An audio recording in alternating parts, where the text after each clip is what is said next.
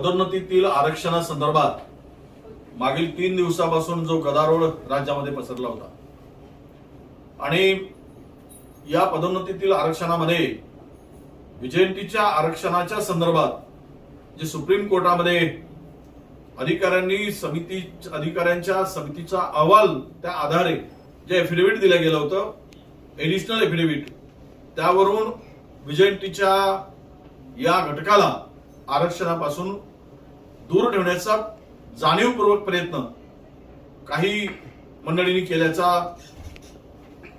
अनेक लोकांचा समज हा झालेला होता आणि ते खरंही आहे. ही परिस्थिती संपूर्ण महाराष्ट्रामध्ये या समाजामध्ये अस्वस्थता निर्माण करणारी होती, चीड निर्माण करणारी होती. आणि ज्यावेळेस मला या संपूर्ण समाजाचे प्रतिनिधी आणि नेते मंडळी मिळाले, जिकडे तिकडे आंदोलनाची माहिती दिली, आणि त्यावेळेस आज कॅबिनेटमध्ये सर्वप्रथम हा विषय कॅबिनेट सुरू होण्याच्या पूर्वी हा विषय चर्चेला आणला आणि त्याची चर्चेची सुरुवात करून मी स्पष्टपणे कॅबिनेट पुढे सांगितलंय की एससी एसटीना आरक्षण मिळते आणि याबरोबर व्हीजेएनटीला सुद्धा 2004 पासून आरक्षण मिळत आहे. त्याच्या पूर्वी सुद्धा आरक्षण होतच, परंतु जे चॅलेंज केलं गेलं होतं ते एससी एसटीच्या आरक्षणाला आणि त्या संदर्भातली याचिका होती.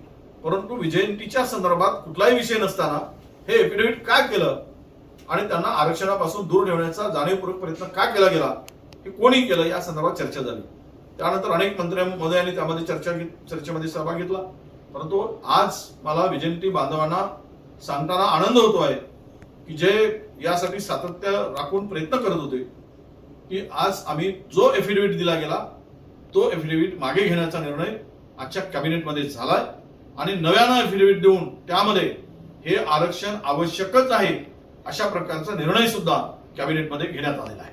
त्यामुळे मला वाटतं की आता या व्हीजेएनटीच्या घटकांचा जो आरक्षणाचा विषय होता तो आता नक्कीच निकाली निघेल आणि त्यांना ते आरक्षण कायम राहील.